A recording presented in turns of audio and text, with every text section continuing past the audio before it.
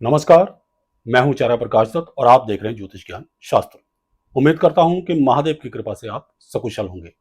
जैसा कि आप सभी जानते ही होंगे कि शनिदेव 30 जून 2024 से लेकर 15 नवंबर 2024 तक अपनी मूल त्रिकोण राशि कुंभ में 139 दिनों के लिए वक्री होकर संचरण करेंगे। 30 जून से लेकर 3 अक्टूबर तक पूरे 95 दिनों के लिए शनिदेव देवगुरु बृहस्पति के नक्षत्र पूर्वा भाद्रपद के ऊपर से संचरण करेंगे और 3 अक्टूबर 2024 से लेकर 15 नवंबर 2024 तक पूरे 44 दिनों के लिए शनिदेव राहु के नक्षत्र शतभिषा के ऊपर से संचरण करेंगे। इन दोनों अवधियों में शनिदेव के फलों में थोड़ी बहुत चेंजेस आएगी। खास करके उपायों को करते वक्त हमें विशेष सावधानी बरतनी होगी। बने रहिए वीडियो के अंत तक मेरे साथ ताकि आपको एक एक बात अच्छी तरह से समझ में आ सके। मिथुन राशि या लगन के जातकों की बात करें तो शनिदेव उनकी जन्म कुंडली में अष्टम तथा नवम भाग्य भाव के स्वामी हैं और नवम भाग्य भाव में वक्री होकर पूरे 139 दिनों के लिए संचरण करेंगे। इससे पहले कि मैं आपको फलित बताऊं, मैं वक्री ग्रह के फल करने का एक सिद्धांत आपको बता देता हूं कि हर ग्रह अपनी मूल प्रकृति के अनुसार जिस भाव में बैठा हो उस भाव का तथा जिस भाव पर उसकी दृष्टियां हो उन भावों का तो फल करता ही है, लेकिन साथ में अपने से पिछले भाव का फल भी जोर शोर से करना शुरू कर देता है।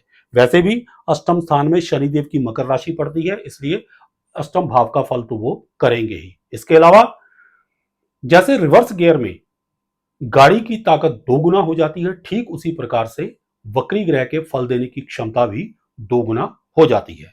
तो चलिए बढ़ते हैं सीधा फलित की ओर। जैसा कि वीडियो के थंबनेल में मैंने एक बात लिखी है कि भाग्य का लहराएगा परचम।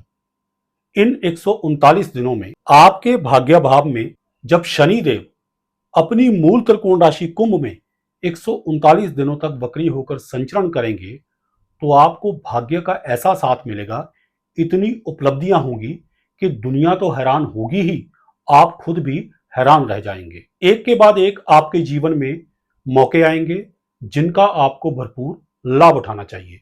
अपनी डबल माइंडेड पर्सनैलिटी से बाहर निकलकर आपको अच्छी तरह से चिंतन करना होगा।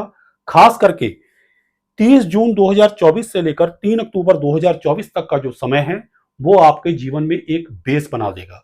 आपको मेहनत तो करनी पड़ेगी, लेकिन यदि आप इस समय का सही सदुपयोग कर गए, सही उपयोग कर गए तो यकीन मानिए आगे आने वाला समय आपके लिए गोल्डन होगा। 3 अक्टूबर 2024 से लेकर 15 नवंबर 2024 तक के 44 दिनों की यदि मैं बात करूं तो इन दिनों में आपके सामने एक के बाद एक अपॉर्चुनिटीज अचानक से सामने आएगी, लेकिन इसका फायदा आपको उठाने के लिए डिसीजन जो है वो टाइम पर लेने होंगे। कई बार क्या होता है कि मिथुन राशि के जातक अपनी डबल माइंडेड पर्सनैलिटी के साथ कई मौकों का फायदा नहीं उठा पाते। जब भी आपके सामने ऐसी स्थिति आए तो अपने किसी शुभचिंतक के साथ सलाह मशवरा कीजिए, खुद से चिंतन कीजिए और सही मौके का फायदा जरूर उठाइए। बात करते हैं शनिदेव की दृष्टियों की।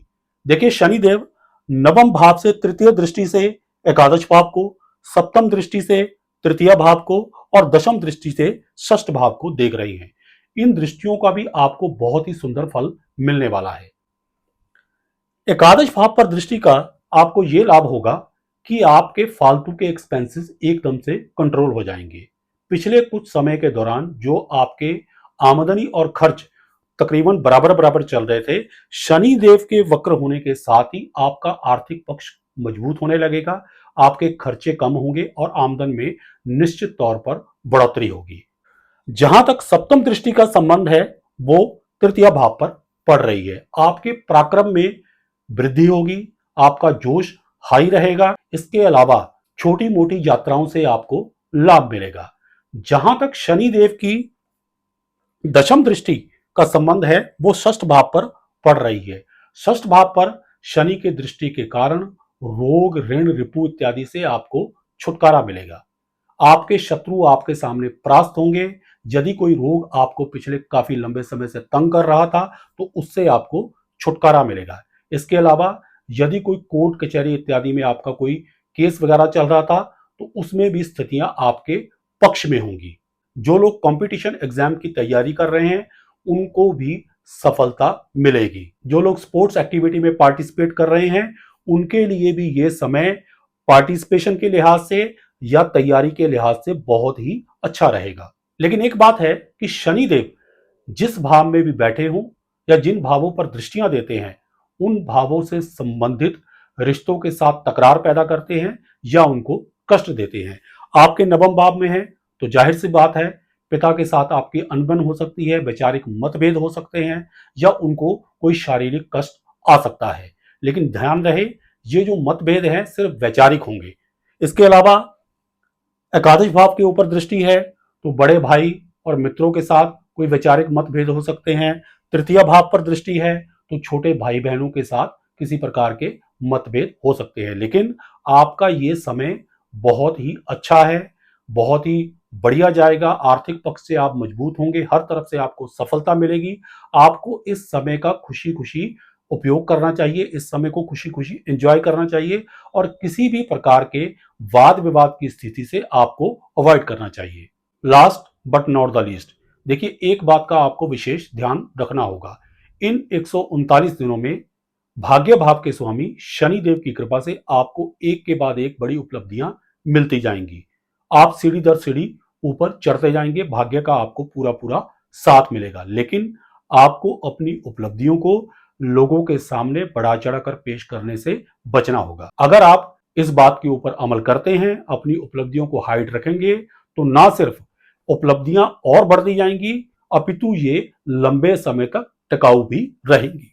बात करते हैं उपायों की। देखिए हनुमान जी की साधना सर्वोपरि है। हनुमान चालीसा का पाठ करें, यदि आप खुद से नहीं कर सकते तो ऑडियो लगाकर सुन ले।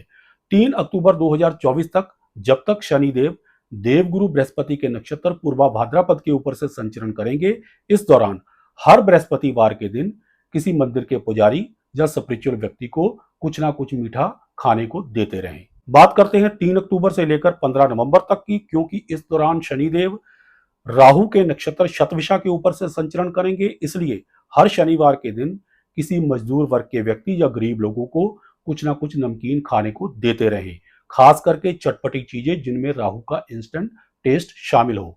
ये उपाय करने से शनि देव के शुभ फलों में बढ़ोतरी होगी और अशुभ फलों में कमी आएगी। देखिए ये जो उपाय और फलादेश मैंने बताए हैं ये सभी लोगों पर समान रूप से लागू होते हैं। लेकिन क्या होता है कि जन्मस्थ कुंडली में ग्रहों की स्थिति अलग अलग होने के कारण इनमें थोड़ी बहुत वेरिएशन संभव है। अगर आपकी जन्मस्थ कुंडली में चंद्रमा शनि के द्वारा पीड़ित हुआ तो शुभ फलों में कमी आएगी और यदि चंद्रमा की स्थिति अच्छी हुई तो शुभ फलों में बढ़ोतरी होगी।